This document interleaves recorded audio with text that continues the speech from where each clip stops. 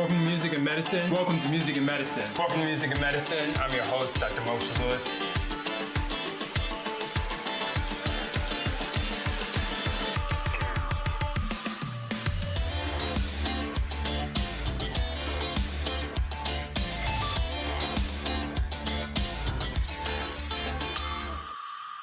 Welcome to Music and Medicine. I'm your host, Dr. Moshe Lewis, and I'm so excited and ecstatic to have Miss Penni Wilson with us. Welcome. Thank you, sweetheart.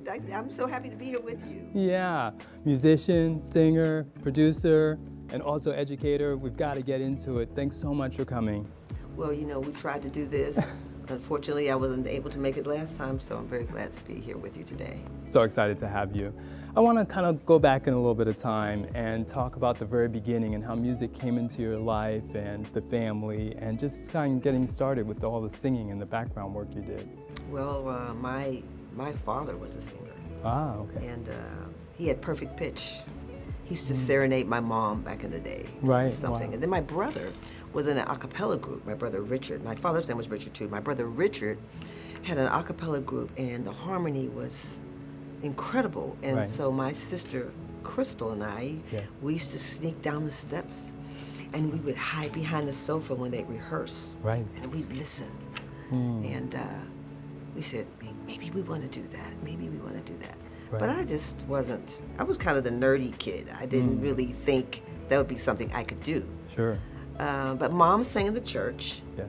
My mom's name was Juanita, and she sang in the church. My grandfather was a pastor, so she did her thing in the church, and eventually we started hearing these groups. The 5 Stair Steps Okay. was one of them, and of course the Emotions. Right. And we would put our ear by the speakers and study the Right. harmony. And eventually, one of our neighbors was in a group. Well, her boyfriend was in a group. He was a Right. guitar player, and we ended up having a group. My sister Crystal used to stand under the kitchen table and sing, Right. and my mother's friends would give her money. So that's it. Under the table. Under the table. She was so little. She could sing then. Right. And I said, ooh, I need some money. I mean, I could speak a little bit of French, but Right. they're not giving me quarters. I Right. need to learn how to sing. Wow. So eventually I started harmonizing with her. Right. And we built a group with the guitar player that was the boyfriend of one of our friends. Right. And we started doing local gigs around town. That's how it all started. Right. And then with time, you all were doing background for some singers a little bit more famous. Well, prior to that, we got our own record deal with a small company out of D.C. Oh, wow. And in fact, that's where we were doing the Constitution Hall. Right. The name of the group was the Libations. Okay.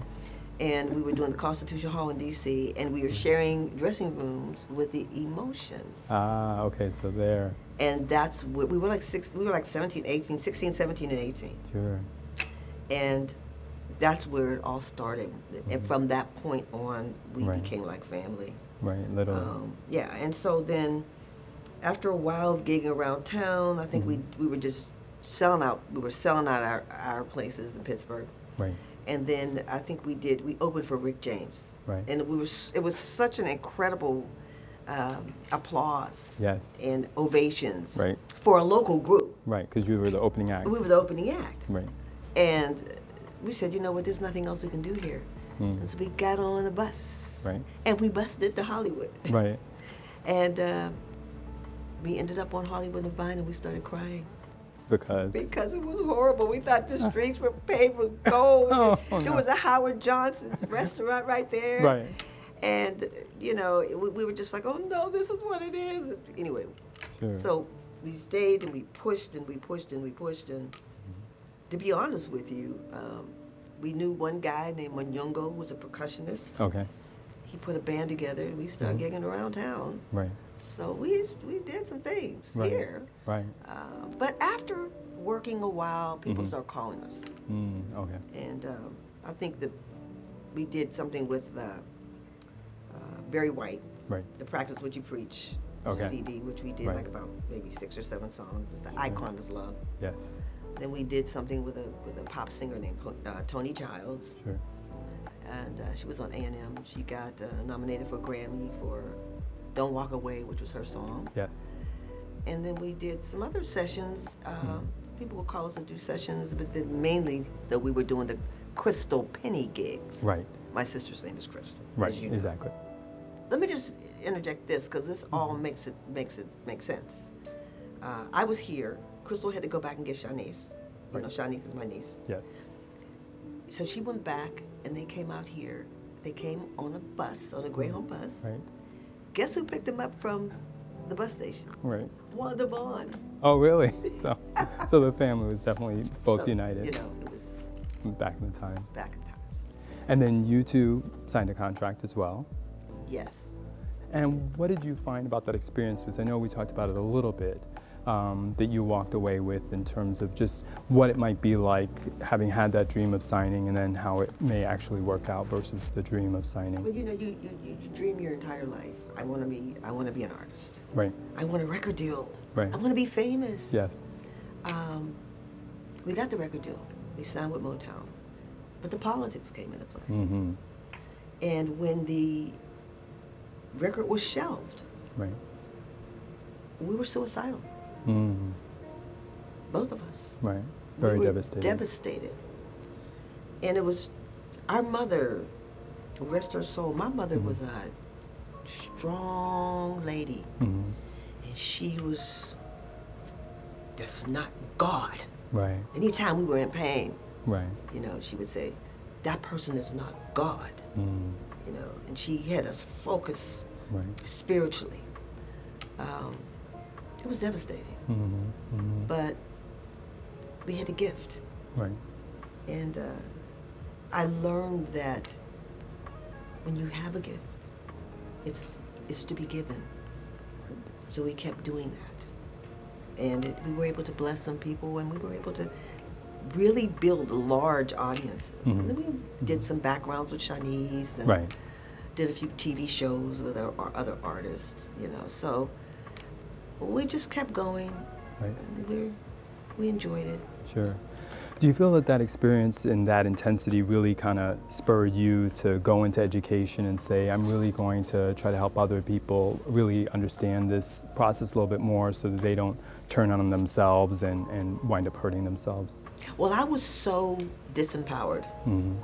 I wanted to be mentored by one of the executives at a particular record company. Right. And that didn't happen. And I saw other young men Right. get that mentorship. You know? Mm.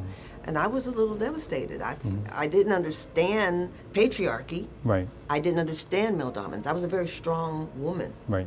And I felt like, you know, I say what I think. I didn't have the diplomacy intact that I've learned. Developed. Sure. You know what I'm saying? Sure. You spoke your mind. You know, I did. You told them. But I wasn't nasty. Right. Just honest. I was just honest. Yeah.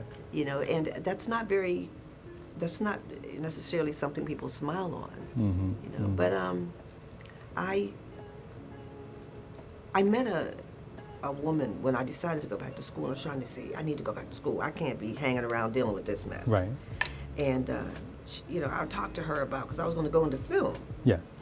And this young lady, she was younger than I am, and I was getting ready to determine what my focus would be. Mm-hmm. And she said, I think you should focus on critical studies Mm. instead of production, Right. because I wanted to do television and film, media studies. And I was like, why? Why not production? Right. Or screenwriting or something. Right. She said, because you will be empowered. Mm. And when she said that word, Then it hit I said, you. I need to be empowered. Right. So definitely, I went into the critical studies focus, Sure. and I'm very thankful Sure. that I was. And is that something you feel you do with your students now? Really try to empower them to have the self-esteem and the confidence and be able to think critically as opposed to only maybe getting caught up in the superficial that one might find in the media business? You know, when I started learning that our actual connection to reality was pre-planned, Right. that we are inculcated or we're brought up with thoughts and ideologies that existed before we were ever born. Right. We buy into that. Mm. So we're not thinking our own thoughts. Right. I ask my students, whose thoughts do you think with? And a lot of times they say, I think with my own thoughts. Right. So really? So I said, well, who are you? And said, well, I'm John. And I said, well, anybody could be John. Right. Well, who are you? Well, I'm a student. I said, well, all of you are students. Right. What do you mean by that? So I get them to understand that they are a concoction of belief systems and thoughts I see. that existed before their time, and that they are products of culture. Right. And we need to understand that, because we're so programmed, and if we buy into a lot of the ideologies, like what is beauty, what is the beauty standard? Right. As an African American woman, I know that the beauty standard for many, many years, and the things are changing now with social media, Right. was white, Right. Essentially. European beauty standards. When I was coming up, people would say, and I even interviewed someone on my radio show not that long ago, who would say, well, I'm so black and ugly. I'm like, where did you get that concept? Let's talk about where you got that from. What does that mean? So learning, when I went to school and I studied critical studies, I started learning about where pain comes from, and it's the belief system. If we really know the truth of who we really are, made in the image and likeness, Right. the power that we have, it is so freeing. Right. And of course, I try to impart that to my students. My main thing with them is to let them know their worth, their value, and that they don't have to live up to anybody else's standards. And what are those standards, and Right. what are they really about? Right. That's very important to me. Sure. As you became involved in the show with Shanice and Flex, do you feel that that was also one of the key things you were trying to do, make sure that her image wouldn't be tarnished, or things wouldn't be made scandalous, or because many times it goes sort of below the belt when those reality shows are done? I'll put it to you this way. When Shanice first was a recording artist, we attempted to protect her, as my mother had done us, because Right. we were little when we started. When we, that kind of, you are, the essence of who you are is where your value is, the person that you are, Right. the heart that you have. Right. That's where your value lies. Your talent is a gift, and recording and singing is what you do. Right. It is a reflection of your soul, but it doesn't determine your wealth. And one of the things we always wanted her to be was a classy, beautiful soul. Yes. And we were able to do that, but unfortunately, sometimes that's not what the industry wants. Right. I was not a part of that show initially. I did do a few episodes, Right. but I wasn't a part of it. I did tell my family when they Yeah. told me they were going to do a reality show. I said, don't you embarrass me. Exactly. I said, I teach critical media studies. Right. They said, then you go in there and embarrass me. I don't know what I'll do. With that. Talking about producing, the show's called Music and Medicine, and you produced a show, Magic 8 Ball, about a person who had Asperger's and did a one-man show that got quite some critical acclaim. How did that come about? Because that's not the type of production that many people would get involved in. He had Asperger's. It's about a very complex medical topic. That goes back to our relationship with the emotions. Rest her soul. The daughter of Pamela Hutchinson Yes. went to school with George Steeves. And that's how we met him. And one day we were on a bus trip. We were going to Gamble.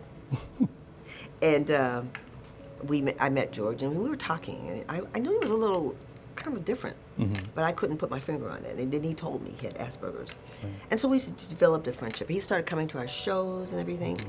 It got to a point where we became friends, and he wanted to do this one-man show. He had someone to direct it, but the person, bailed out on him. Back then. So he came to us. He said, well, can you produce it? Because I know you fill up houses, and maybe you could just get me a lot of people to come see it. And it ended up we directed it. Right. So he came and he was reading this thing, and it was going on and on and on and on, and we were sitting there like, no, I don't think so. I told Crystal, I don't Not think gonna so. do it. Crystal said, I think we could do it. I said, really? So yeah, we did. He had written this piece about his life with Asperger's and the struggles he had from being a young man on up to adulthood. And so I knew that the topic was very important. And after chiseling and just working with him, rewriting certain things, giving him certain things to say, Crystal developed, worked with his vocals and everything. Right. We did it.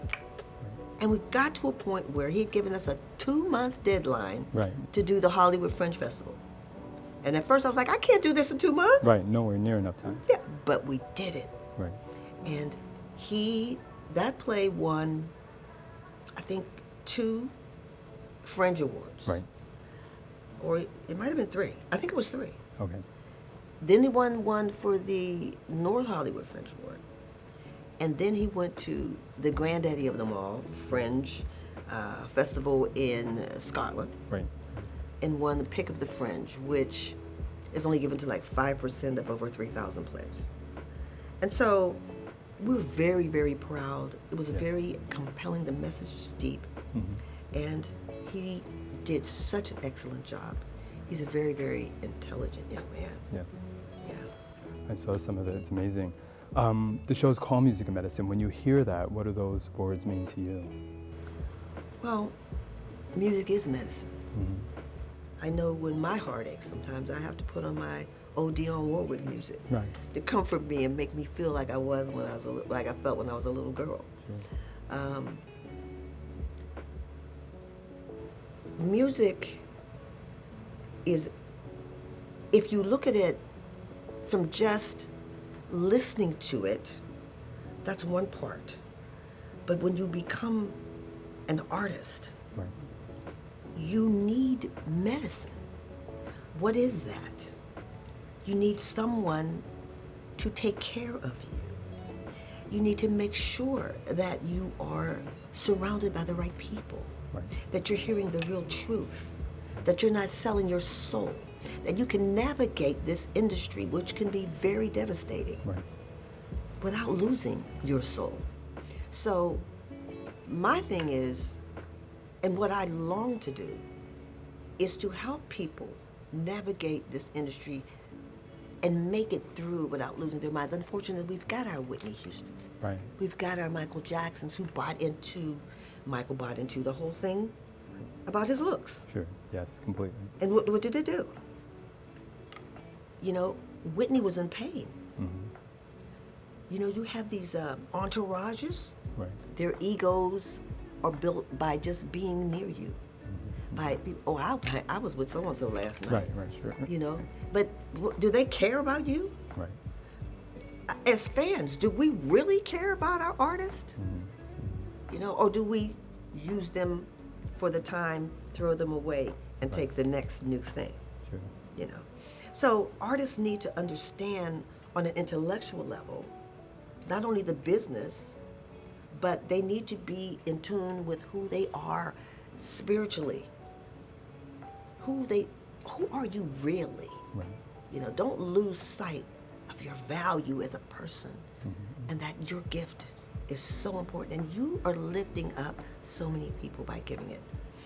Hey, music is medicine, but make sure you have someone that's healing around you. Yes. Words to live by.